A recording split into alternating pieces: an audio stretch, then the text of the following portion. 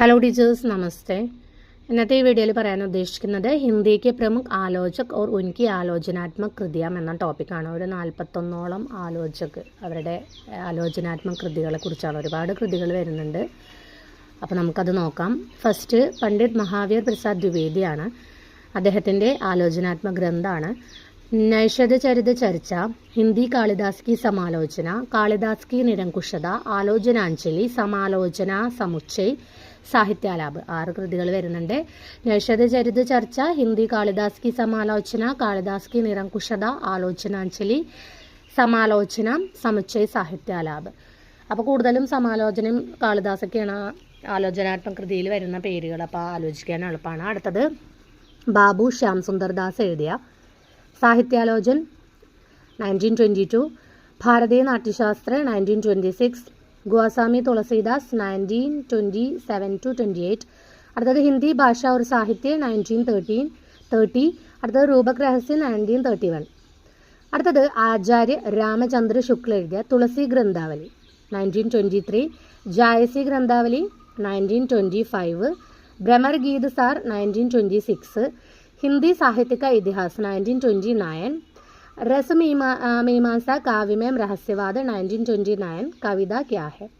അടുത്തത് ആചാര്യ നന്ദദുലാരെ വാജ്പേയി എഴുതിയ ഹിന്ദി സാഹിത്യ 20वीं ശതാബ്ദി 1930-40 के മധ്യയാണ് കൊടുത്തിരിക്കുന്നത്.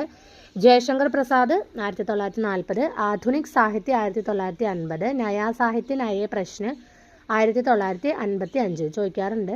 മഹാകവി സൂർദാസ്, പ്രേംചന്ദ് കവി നിരാല 1965, പ്രകീർണിക 1965, കവി സുമിത്രാനന്ദൻ പന്ത് നയി കവിത 1976, രസസിദ്ധാന്ത് 1977, സാഹിത്യക ആധുനിക് യുഗ 1978, ആധുനിക് സാഹിത്യ സൃജൻ और സമീക്ഷ 1978, രീതി और ശൈലി 1979.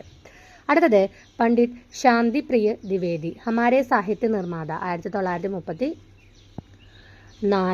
കവി और കാവ്യ 1936, സാഹിത്യകി 1938, സഞ്ചാരിണി 1939, യുഗ और സാഹിത്യ 1941, സാമയികി 1944. അടുത്തത് ആചാര്യ ഹസാരി പ്രസാദ് ദ്വിവേദി സൂർ സാഹിത്യ 1930, ഹിന്ദി സാഹിത്യകി ഭൂമിക 1940, കബീർ 1942, ഹിന്ദി സാഹിത്യക ആദികാൽ 1952, സഹജ് സാധന 1963, കാളിദാസ് की ലാലിത്യ യോജന 1965, മധ്യകാലീൻ ബോധക സ്വരൂപ് 1970. അടുത്തത് ഡോക്ടർ നഗേന്ദ്രാണ്, കുറച്ചധികം ഉണ്ട് അദ്ദേഹത്തിൻ്റെ.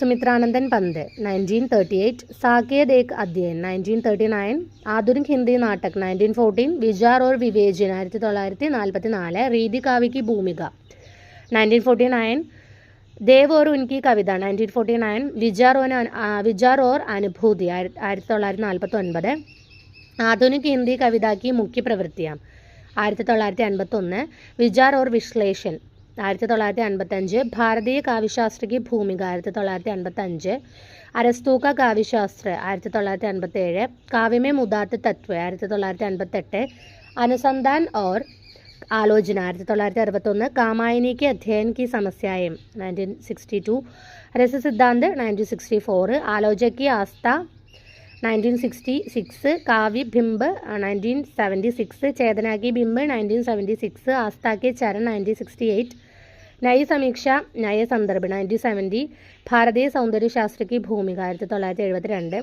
शैली विज्ञान 1976, मिथक और साहित्य 1979, साहित्य का समाजशास्त्र 1982, भारतीय समीक्षा और आचार्य शुक्ल की काव्य दृष्टि 1985, मैथिली शरण गुप्त का काव्य पुनर्मूल्यांकन 1986, प्रसाद और कामायनी मूल्यांकन का प्रश्न 1990. അടുത്തത് ഇലാചന്ദ്ര ജോഷിയാണ്. സാഹിത്യ സർജന 1940, വിവേചന 1943, വിശ്ലേഷൺ 1954, സാഹിത്യക് ചിന്തൻ 1954, ദേക്കാ പരഖ 1957. അടുത്തത് പ്രകാശ് ചന്ദ്ര ഗുപ്താണ്.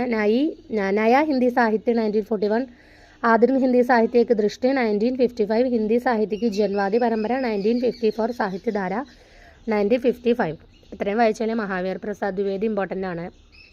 പിന്നെ രാമചന്ദ്ര ശുക്ല, നന്ദദുലാരെ വാജ്പേയി, പിന്നെ ആചാര്യ ഹസാരി പ്രസാദ് ദ്വിവേദി, നാഗേന്ദ്ര. മറ്റുള്ളവർ ഇമ്പോർട്ടൻ്റ് അല്ല എന്നല്ല, എല്ലാം ഒന്ന് നോക്കി വയ്ക്കുക. അടുത്ത പാർട്ടിൽ ബാക്കി രചനകൾ വായിക്കാം. ധന്യവാദം.